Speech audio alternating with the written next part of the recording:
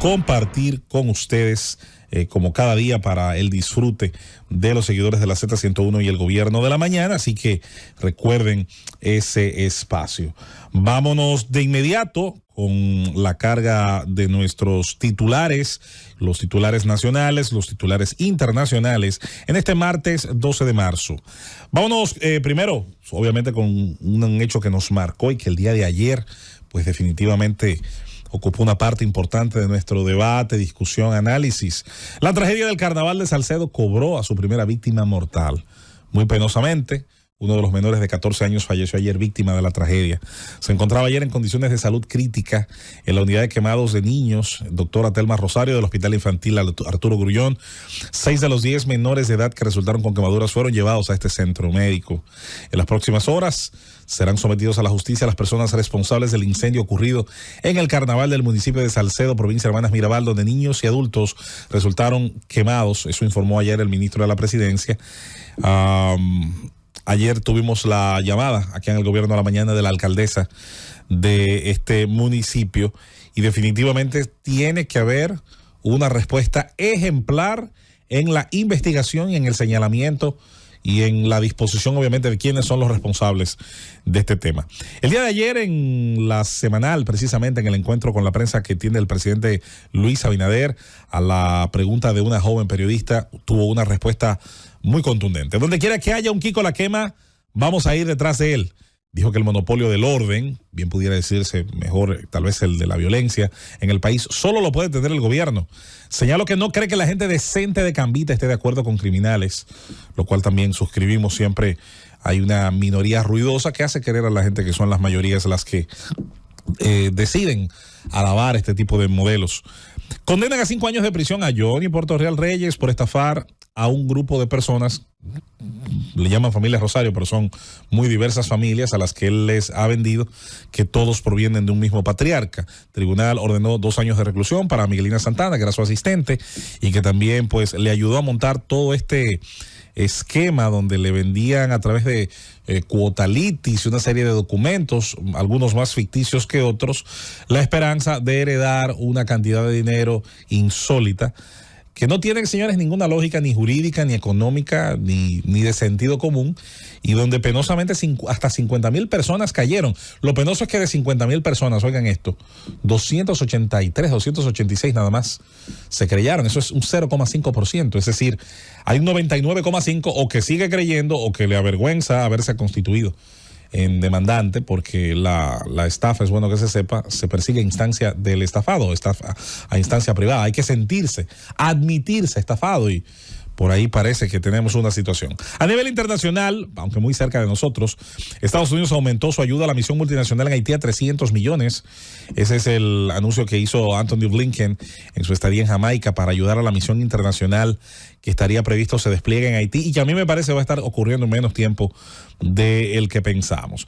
Mientras tanto, estas son las informaciones internacionales. Vamos a tener el día de hoy precisamente pues el tema sobre Salcedo, si se debe someter a los responsables de los fuegos artificiales que provocaron la tragedia en Salcedo. Hay quienes hablan de un accidente, de la no intencionalidad. Otros entendemos que incluso con la no intencionalidad debe señalarse responsabilidades para hacer de esto un ejemplo. Bueno, mira, dentro de estos diferentes temas que apunta pues la actualidad y esta jornada, me voy a quedar casualmente con uno de los más curiosos, sobre todo porque es uno de los que más hemos tratado. Por cierto, el primer ministro haitiano Ariel Henry aceptó dimitir de su cargo, según dijo el presidente de CARICOM en una rueda de prensa. Al menos la fuente es nada más y nada menos Mohamed Irfan Ali. Irfan Ali, que está muy de moda en estos días, es el presidente de Guyana, la Guyana británica, la Guyana Esequibo, como se le llama, por la región del Esequibo, que está en disputa con Venezuela. Es el presidente de CARICOM, que es la comunidad de los países del Caribe, que tiene sin duda una condición interesante por ser en su inmensa mayoría países que hasta hace unas décadas atrás eran todavía parte de esa o comunidad británica de naciones en su inmensa mayoría, o en algunos casos todavía las ex colonias de otras naciones, en el caso de Francia, del Reino de Holanda, en el Caribe.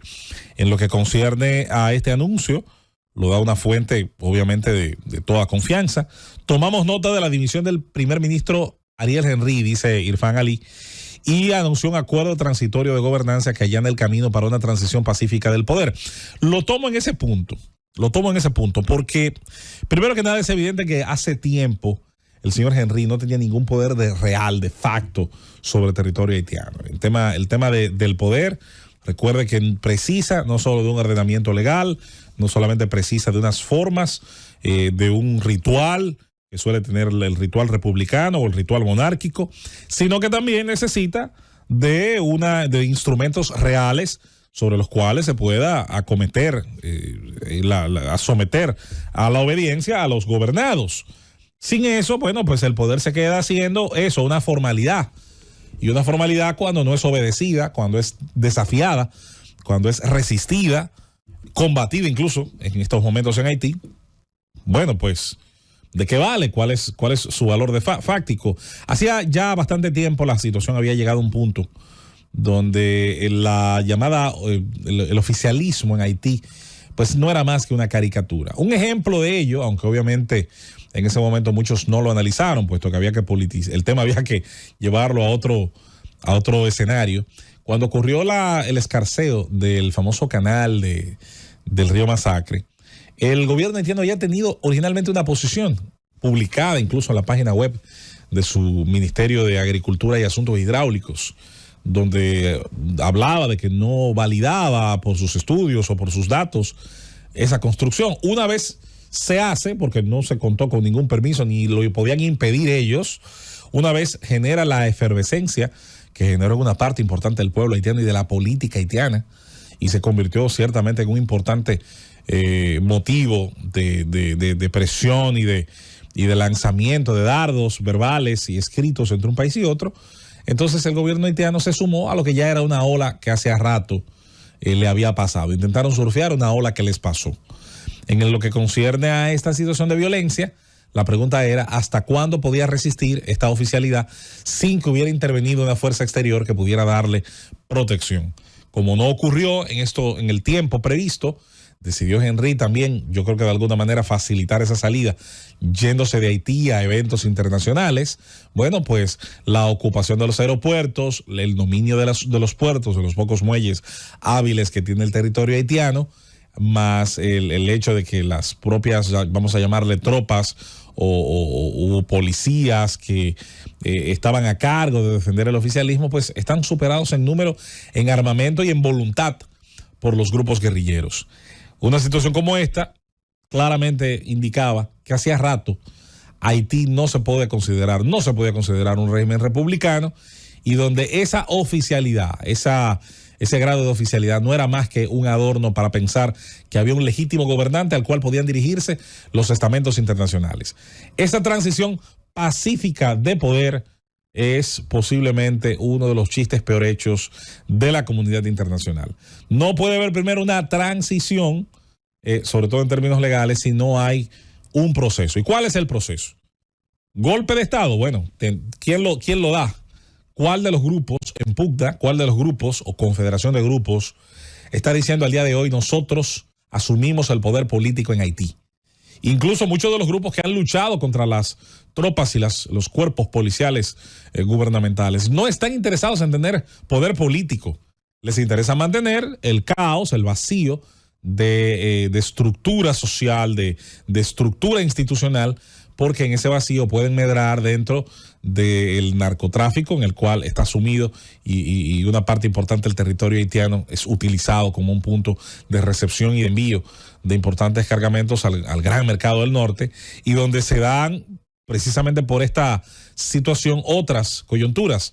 Se tiene donde se hace este tipo de tráfico, este tipo de actividad, tienen que llegar armas y tienen que llegar cantidades importantes de armamento. Ya se ha hablado bastante de lo que ha significado el tráfico de armas, sobre todo desde aparentemente el estado de la Florida y otros destinos hacia el territorio haitiano. Luego, porque quienes han decidido mantener algún tipo de actividad económica en Haití, en territorio haitiano, pues solamente pueden hacerlo defendidos por armas, y estas armas no vienen no están necesariamente en manos de agencias oficiales. Están en manos, también hay que decirlo, de mercenarios, porque hace muchísimo tiempo, incluso mucho antes de que se hablara de bandas, de que se hablara de pandillas, de que se hablara del señor Barbecue, ya en Haití, quien tenía seguridad era quien podía pagarla, quien podía financiarla a partir de grupos, no solamente de haitianos, sino de sudamericanos y de otras nacionalidades, de aventureros del mundo de la violencia pagada, que estando en territorio haitiano, pues podían recibir de grupos de élites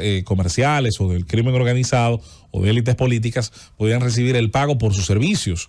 Haití vendría a ser lo más parecido quizás no solamente a los señores de la guerra que hubo en Somalia, en el Cuerno de África, por allá por los años 90, sino también de alguna manera lo que ocurrió en Medio Oriente con los grupos de mercenarios, Blackwater, Wagner, todos esos grupos que arrendaban, alquilaban su servicio para mantener con vida a grupos, a jeques, a actores aventureros que iban sobre el terreno a ofrecer distintos servicios de reconstrucción, de infraestructura, de armas o, por qué no, también de la actividad criminal.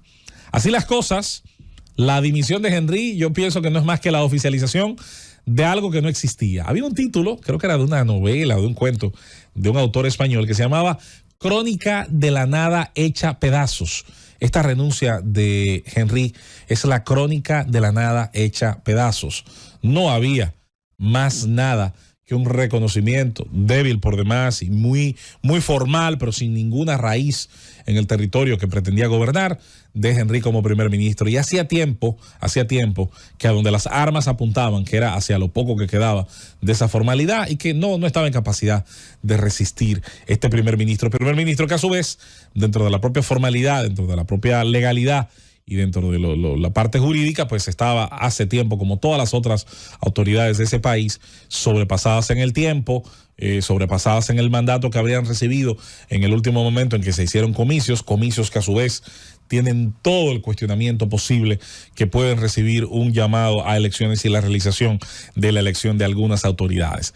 ¿Qué sigue? Bueno, dentro del estatus actual, esto yo no sé cuánto puede cambiar, me parece que es una raya más para el tigre, pero es evidente que hay otras señales que son más importantes. La salida del llamado personal no esencial de las embajadas europeas y de la embajada norteamericana, el aumento, en palabras de Blinken, de la aportación económica, al menos la pública, que se haría a la fuerza multinacional. Y digo la pública porque habrá sin dudas para los países que envíen contingentes, no tengo ninguna duda que habrá compensaciones, aunque las mismas no tengan que ser en especie, en efectivo. Es evidente que las potencias saben compensar esos sacrificios.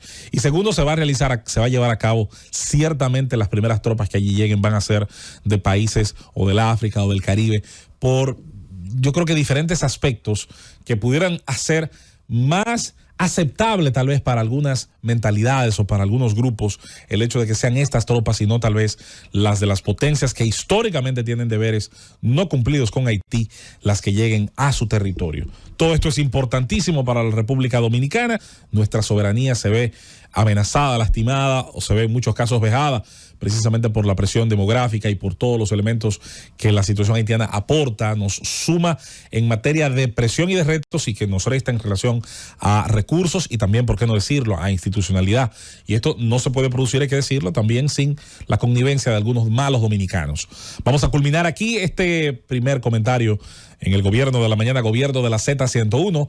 Nos vamos a la pausa y cuando retornemos estaremos, por supuesto, junto a nuestros compañeros, iniciando esta ronda de comentarios, esta revista, la más completa de los medios de la República Dominicana en el Gobierno de la Mañana, Gobierno de la Z. Llévatelo, Cundo.